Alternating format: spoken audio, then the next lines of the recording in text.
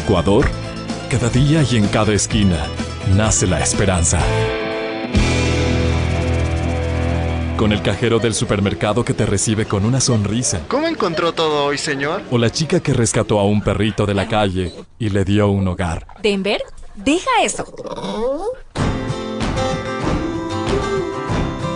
El protagonista de Ecuador eres tú. Y unidos somos invencibles. Así como en la vacunación, sigamos juntos. Porque ya demostramos que podemos. Porque lo merecemos. En todas partes. Ponte Exa FM. El siguiente programa es de opinión, apto para todo público.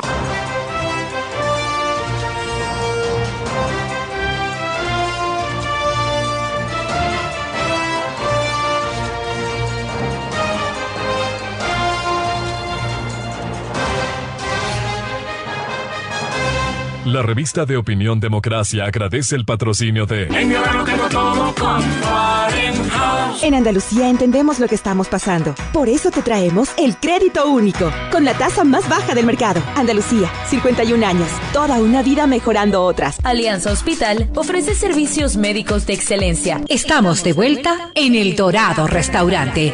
Cocina peruana e internacional. Nadie me da mejores beneficios que CNT. Cámbiate ya. Vive tu experiencia CNT. Estudia posgrados en la Universidad Politécnica Salesiana y juntos construyamos ciencia. Inscripciones abiertas.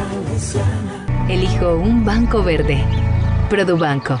En pro de ti. Un Redoxón total al día ayuda a mantener tu sistema inmune arriba. Si es Bayer, es bueno. A partir de este momento, Exa FM, Democracia AM y Democracia TV presentan el programa de información y análisis más influyente de la radio. La revista de opinión Democracia.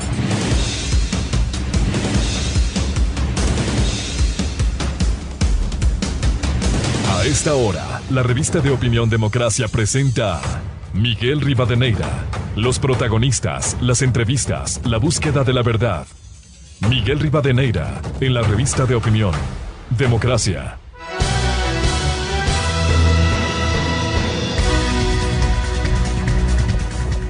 Seis con 32 minutos en el territorio continental ecuatoriano.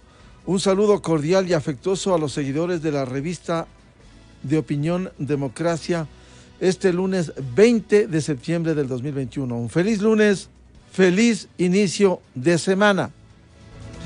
Antes de iniciar la jornada de entrevistas y de debates, quisiera referirme a dos temas al inicio de esta semana. El uno, esta tan cacareada frase de combatir la corrupción. Daría la impresión de que en el Ecuador no hay voluntad de los políticos para enfrentar con certezas y dar resultados positivos. Encontramos siempre discursos que no debe haber más impunidad, lo cual está bien, debe haber debido proceso de derecho a la defensa para procesar a los presuntos corruptos, pero no hay manera.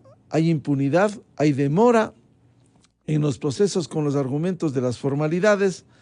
Lo único cierto es que resulta muy difícil combatir la corrupción por un lado, y por otro, lo que también se repite. Hace 8 días del presidente Guillermo Lasso, cuando firmaba como testigo de honor un acuerdo, un adendum con la ONU para combatir la corrupción, él reclamaba cuándo se recuperan los inmensos dineros de la corrupción. Se ha hablado de 60.000 millones, 70.000 millones que se fugaron por corrupción, pero ¿cuánto se ha recaudado?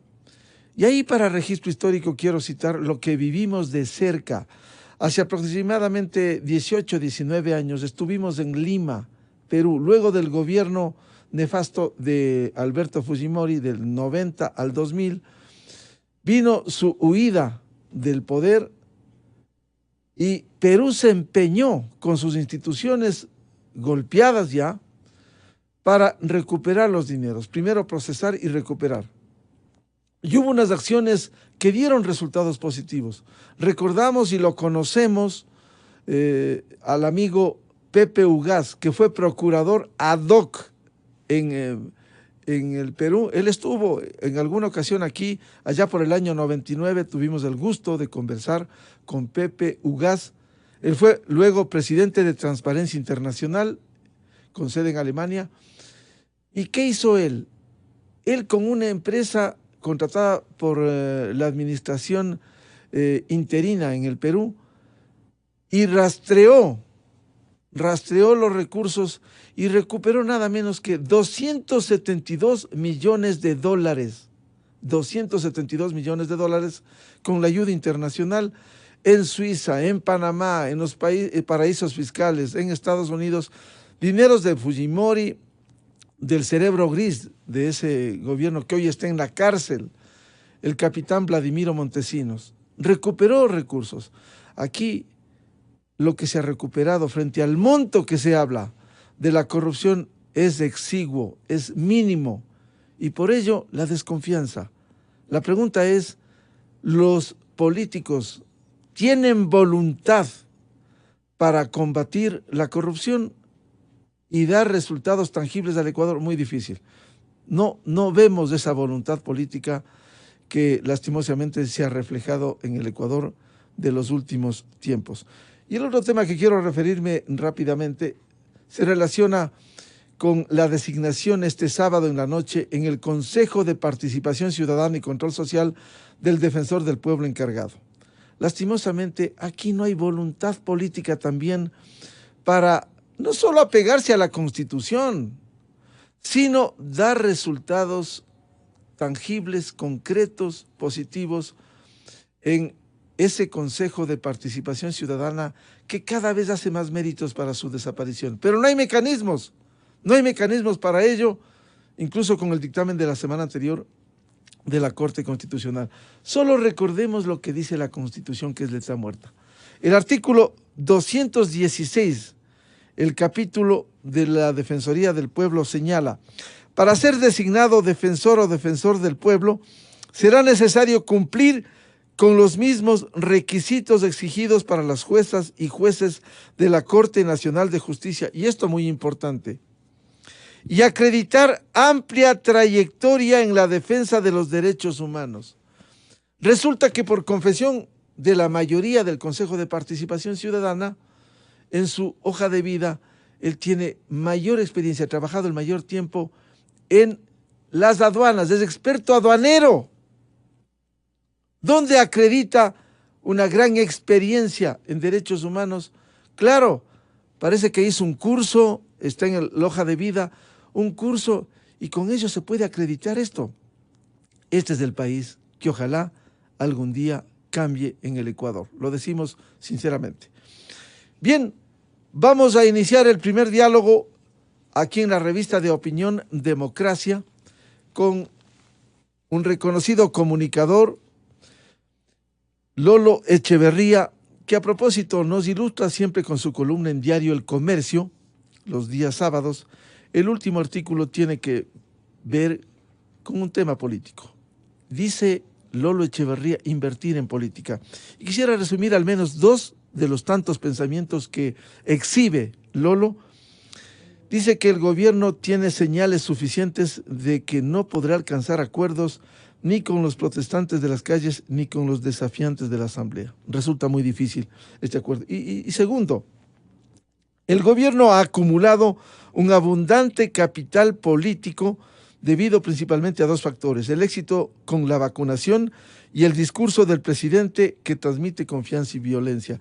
Ese capital político a veces se deteriora con el ejercicio del poder. ¿Cómo lograr que ese capital político aproveche este gobierno y convoque al pueblo ecuatoriano a una consulta? Muy buen día, Lolo Echeverría. Buenos días, Miguelito. Un saludo para ti y para la audiencia. Bien, ¿cómo aprovechar ese capital político que tiene hoy, luego de los 100 días, el presidente Lasso, y usarlo con la Constitución y aprovechar cambios tan necesarios en el Ecuador? Ahí está la clave, Miguel. Hay que invertir ese capital en la posibilidad de producir el cambio que necesita el país. Si es que se intenta llegar a acuerdos, extremar el diálogo y exhibir tolerancia hacer concesiones y seguir dejando pasar el tiempo, simplemente eso no es gobernar, es estar en el poder, que es diferente. Invertir el capital político es utilizar ese respaldo popular para producir el cambio. Y el cambio que necesita el país es derribar esa estructura jurídica, electoral, judicial, institucional que dejó el correísmo, una estructura diseñada para saquear el país, diseñada para que el populismo se quede indefinidamente en el poder. Si no se destruye eso, no hemos logrado nada, porque volverá eventualmente el populismo y encontrará todo listo para continuar la tarea que tanto daño le hizo al país, Miguel. Ya, en esas condiciones no se pasa el tiempo y se puede desaprovechar lo que pudiera sentarse las bases al menos de un desbaratamiento de ese modelo correísta que con la Constitución del 2008 quedó en el poder. Por supuesto que el capital político se desgasta, y más cuando hay impaciencia, cuando hay crisis, cuando la población está golpeada, no solo por la pandemia, sino por la crisis económica. Entonces, ese capital político puede desaparecer en cosa de semanas. Por eso es que hay que aprovechar el momento, porque si ahora no hace esos cambios, después será muy difícil. ¿Qué es lo que hay que hacer? Aquí el gobierno tiene básicamente tres caminos. El primer camino es simplemente tratar de gobernar, tratar de hacer acuerdos, tratar de hacer intercambios con la oposición para que le permitan gobernar. La segunda opción es apelar a la consulta popular para aprobar algunas leyes, algún cambio superficial, pero no se puede hacer un cambio profundo en base de consultas populares. Y la tercera opción es la muerte cruzada. Para eso se requiere, por supuesto, audacia, ambición de cambiar el país. Pero si en este momento apelara a la muerte cruzada, el gobierno seguramente tuviera el respaldo popular, pudiera cambiar la composición de la Asamblea Nacional, una composición que corresponde a la primera vuelta electoral, cuando participaron muchísimos partidos y se atomizó la representación. El pueblo además cambió de posición en la segunda vuelta electoral. En la primera vuelta electoral le dio la victoria al populismo. En la segunda vuelta electoral buscó otro camino más democrático, un camino con un estadista, con alguien que ofrecía el cambio. Entonces, si es que hubo ese cambio, la Asamblea responde al pasado, a la primera vuelta electoral. Estaría bien, sería correcto, legítimo, democrático, apelar a la muerte cruzada para que el pueblo elija nuevos mandatarios, pero con respaldo en la Asamblea, para que la Asamblea no sea simplemente una traba para impedir gobernar. Lolo Echeverría, en su artículo siembra muy poca esperanza del diálogo para lograr acuerdos. ¿Por qué? Resulta muy difícil, y al menos en dos sectores que se han evidenciado. La Asamblea Nacional no llegan ni siquiera a los proyectos y ya han demostrado oposición. Y lo otro, ese juego que está haciendo la CONAIE y su principal dirigente, Leonidas Issa, primero quiere imponer. Quisieron ir 100 dirigentes al Palacio de Gobierno y luego envió a una delegación. Y ahora insiste, 1 de octubre la reunión, o no recibe. Muy difícil lograr el diálogo y acuerdos en este ambiente. Es imposible. Si no quieren dialogar, si no quieren permitir que triunfe quien ganó las elecciones, entonces, ¿de qué democracia hablan? Es decir, el partido UNES y Pachacuti juntos hacen la mayoría de la Asamblea. Si ellos están dispuestos a impedir el gobierno, ¿Qué posibilidades hay? Ninguna. Y está claro que no están dispuestos a dejarle gobernar al presidente por una razón muy sencilla, porque opinan todo lo contrario del presidente, del gobierno, de la fórmula ganadora. Tienen una ideología totalmente opuesta. Ellos creen en el estatismo y todas sus consecuencias. No creen en la libertad de información. No creen en la empresa privada. Y en el caso de Issa, peor, está totalmente desubicado. No se ha enterado que quien ganó la presidencia se llama Guillermo Lasso y pretende imponerle al presidente hasta cuándo se debe reunir, de qué deben hablar y seguramente también qué deben acordar. Issa no es demócrata, está desubicado, es enemigo de la democracia. Y por eso es que no hay ninguna esperanza. Porque miren, si dentro de la propia organización indígena había gentes que entendían en qué consiste la democracia, como por ejemplo Yacu Pérez. ¿Qué pasó con Yacu Pérez? Se desvaneció, le ladearon, le botaron del partido, porque no es demócrata el nuevo líder de la CONAIE. Entonces, si él pretende imponer otro sistema de gobierno, habría que repetirle lo que le dice su compañero de mayoría, el partido UNES, ganen las elecciones. Entonces, Lasso no puede pretender pasar el tiempo tratando de establecer alguna racionalidad en esos diálogos absurdos. Entonces tiene que apelar a otras fórmulas para resolver el problema político de este país. Consecuentemente, Lolo, será una pérdida de tiempo enviar, aunque le corresponde legalmente, enviar la reforma tributaria, se anuncia para fin de mes, la reforma laboral se anuncia para los próximos días. Va a resultar inoficioso porque ya hay esos bloques.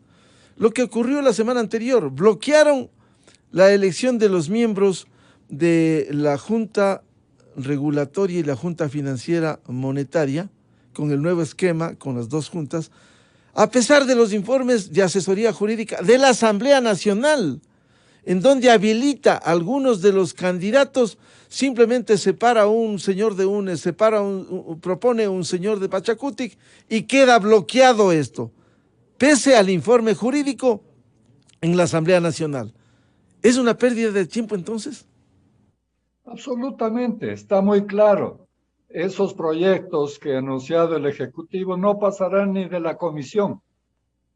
Entonces, si ya se han pronunciado en contra, y no solo de ese proyecto, en contra de todo, en contra de cualquier reforma laboral, en contra de nuevos impuestos, en contra de cualquier cambio de esta estructura que nos dejó el correísmo. Si se oponen a todo y no van a permitirle al Ejecutivo ni siquiera aprobar el presupuesto, claro que puede implementar porque no necesita la aprobación de la Asamblea, pero ni siquiera eso le han permitido al Ejecutivo, hasta eso han rechazado. Entonces es evidente que la Asamblea está trabando, impidiendo el desarrollo del país, impidiendo la aplicación del programa de gobierno que ganó las elecciones. Si a esto sumamos, si Lolo Echeverría ha identificado a esos dos bloques mayoritarios, UNES, el correísmo, que se opone a todo, sumado Pachacutic, quienes fueron perseguidos por el correísmo, pero hoy están juntos, a ello quisiera añadir lo que durante la convención del Partido Social Cristiano, su líder Jaime Nebot volvió a cuestionar a Guillermo Lasso. Dijo, ha cumplido muy bien con el plan de vacunación, pero nada más. Es decir, con ello vemos que se van sumando incluso más votos en contra del gobierno. Sí, si usted ve que la izquierda democrática está aliada con Pachacutic y el Partido Social Cristiano también critica al gobierno, ¿qué le queda al gobierno en la Asamblea? Absolutamente nada. Es un gobierno huérfano de legisladores. En esas condiciones no es posible pretender un diálogo, un acuerdo con la Asamblea Nacional. Y antes de que se agote su capital político y las posibilidades de cambiar eso, el gobierno tiene que tomar una decisión, el presidente tiene que tomar una decisión y claro que corre riesgos.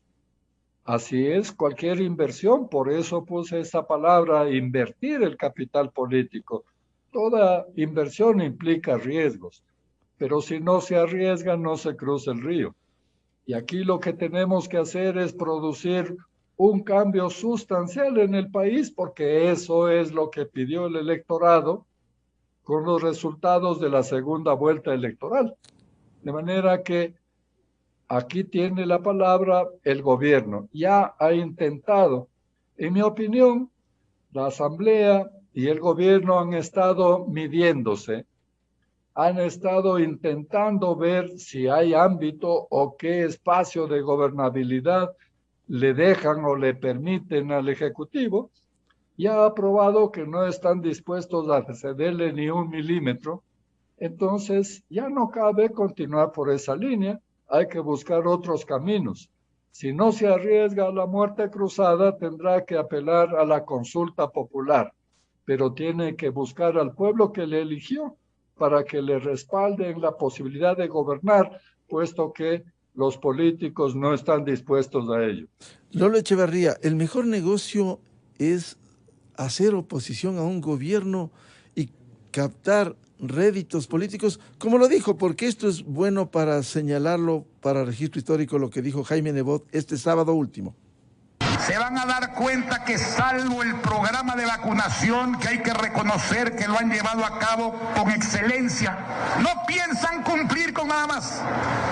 Están dando muestras de no querer cumplir con nada más. Recuerdan la promesa de mano de hierro contra la delincuencia que hoy aterroriza al país.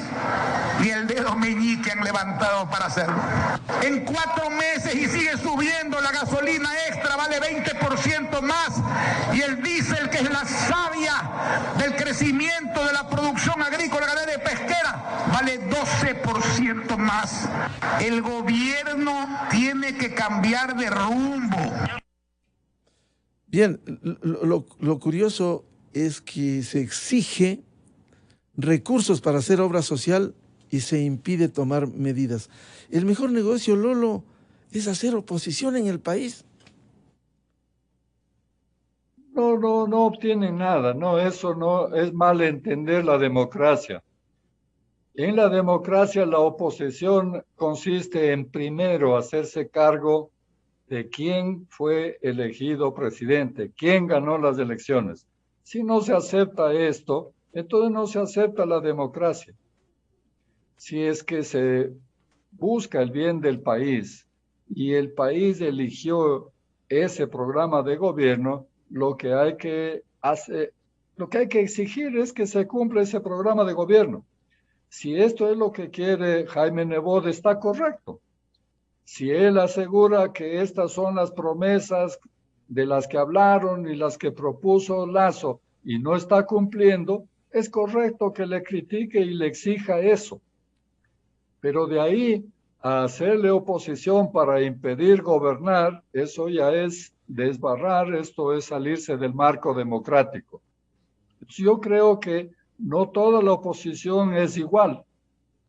Hacer crítica desde la oposición es correcto.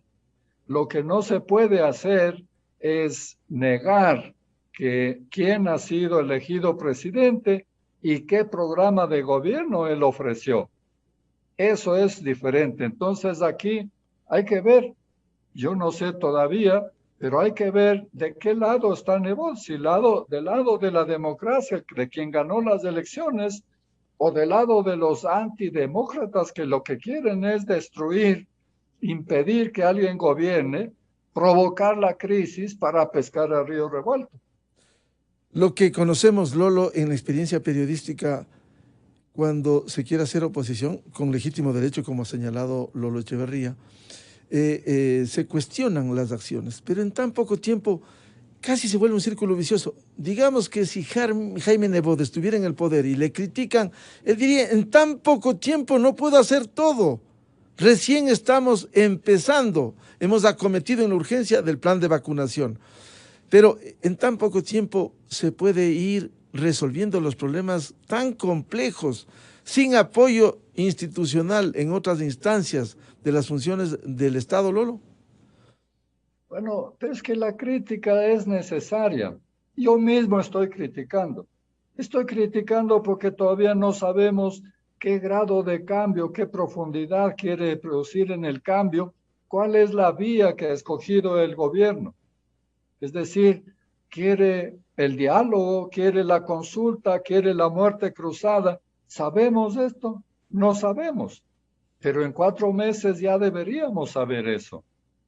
Entonces, porque la angustia es de que se termine el plazo, se acabe el capital político, no hemos cambiado nada, se va a profundizar la crisis y regresa el populismo con atos y garabatos y con todo el esquema que le han dejado intacto. Eso es lo que angustia. Ahora, los sectores políticos representados en la Asamblea Nacional no le pueden forzar no solo a la consulta popular que puede plantear el Ejecutivo, sino incluso a una muerte cruzada con todos los riesgos que ha señalado Lolo Echeverría, pero no le estarían llevando a ese escenario tan riesgoso al Ejecutivo. Sí, es lo que más temen. La Asamblea lo que teme es una muerte cruzada, por eso alertan sobre eso, por eso califican eso como traición, como chantaje. Eso es lo que temen. ¿Por qué razón? Porque el Ejecutivo ha incrementado su capital político. El presidente le ha ido muy bien con la vacunación. Tiene buen discurso, tiene credibilidad, tiene respaldo. Y en cambio la Asamblea tiene un desprestigio total, porque las figuras que hay en la Asamblea, que han incitado al robo, que han probado que roban, porque han sido expulsados por su propio partido, que no quieren permitir que se gobierne en este país. Esa asamblea que tiene, creo que 20 asambleístas que tienen cuentas con la Contraloría, está absoluta y totalmente desprestigiada. Entonces, jamás ganaría al Ejecutivo en unas nuevas elecciones. Entonces, por eso, no es que la Asamblea le empuja a la muerte cruzada al presidente, quiere evitar que el presidente llegue a eso, es lo que más teme, en mi opinión.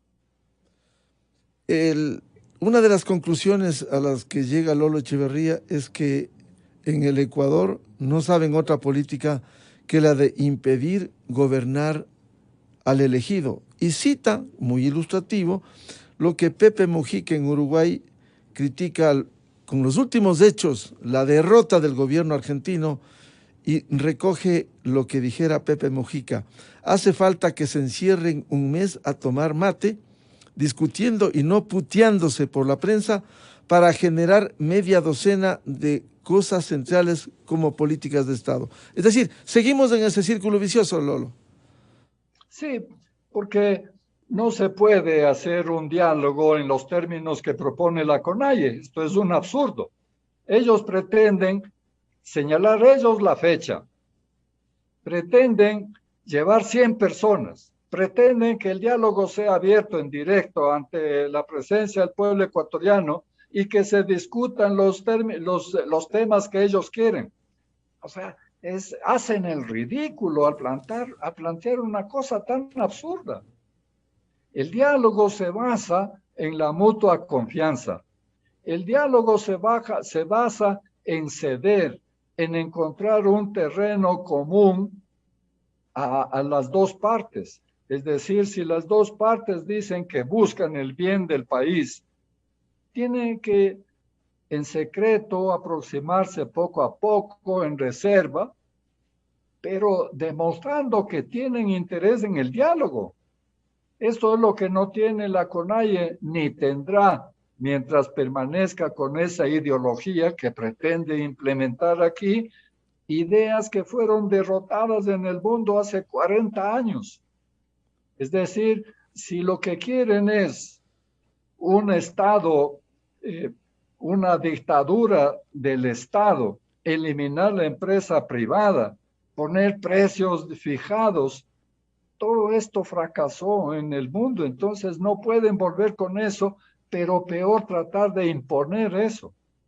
Si ellos estuvieran hablando de sensibilidad social, de atender a sectores menos privilegiados, atender al campo, redimir al indígena, nadie se opondría en el país.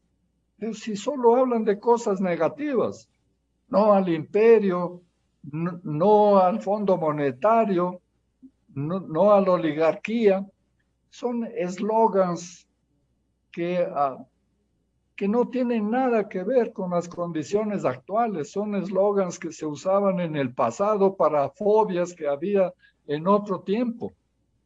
Y no tienen capacidad de diálogo porque tienen miedo de aproximarse al gobierno. Ya uno de sus líderes decía, no sé si era el mismo Issa, decía que ya andan diciendo que la CONAIE se ha entregado al gobierno. Eso es lo que temen, por eso no quieren aproximarse. Eso seguramente escucharon en las propias filas de la CONAIE, porque cualquier concesión significa para ellos traición. Eso es lo que hace imposible el diálogo, Miguel. Ahora, frente a este escenario, Lolo, ¿no ve la posibilidad de algo que el país no quiere, que se repita un octubre 19? Bueno, esto no puede volver a ocurrir. Esto es un absurdo, esto es contrario a la democracia, eso es delictivo, no se puede permitir. Ningún gobierno serio con respaldo popular puede permitir eso. Eso fue posible con un gobierno débil que ya no pretendía gobernar, sino simplemente durar, esperar que se acabe su periodo. Eso ahora las condiciones no dan para eso. La prueba es que ya probaron. ¿Quién sale a las calles ahora a defender esas tesis retrógradas? Nadie. Entonces, no puede repetirse ese escenario. Ellos sueñan en pajaritas preñadas y creen que pueden volver a repetir lo de octubre. Ahora el país está en otras condiciones, eligió otro camino. ¿Y el gobierno qué debiera hacer para agilitar procesos y dar luces y claridad en lo que piensa hacer desde el Ejecutivo? Primero, tomar la decisión política y tomarla pronto, tomarla a tiempo. Tener la audacia de plantear un camino de salida a este país y pedir el voto para apoyar esa salida. Es decir, con seguridad, con audacia y con ideas claras, esto se puede derrotar toda esta junta de protestantes que llamo yo, a los que tienen reclamos, que quieren sumarse a la posibilidad que tiene de movilización la CONAIE. Todos los reclamantes de algo quieren sumarse a eso para forzar al gobierno. Esto no es democracia. El gobierno tiene que atender todos los reclamos, por supuesto, y ver qué se puede hacer, pero sobre todo lo fundamental es establecer un modelo económico que permita que todos crezcan, porque el modelo económico lo que tiene que hacer es generar la riqueza que hay que repartir. No se puede repartir la riqueza que no se ha generado. Hay que producir bienes y servicios y establecer las condiciones de solidaridad, de cumplimiento de la ley, todo lo que constituye la democracia. Solo en esas condiciones es posible ayudar a los menos favorecidos de la sociedad y hacer y mejorar el nivel de vida de todos. Entonces, Lolo, si es que el gobierno, el presidente Guillermo Lasso, no invierte su capital político, ¿el panorama seguirá siendo incierto?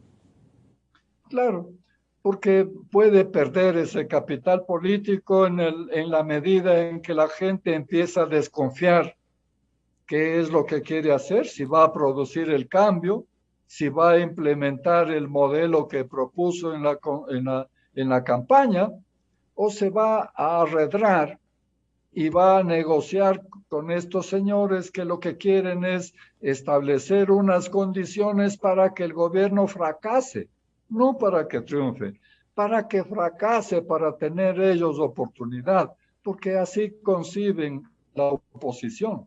Nadie que pierde las elecciones se suma al gobierno.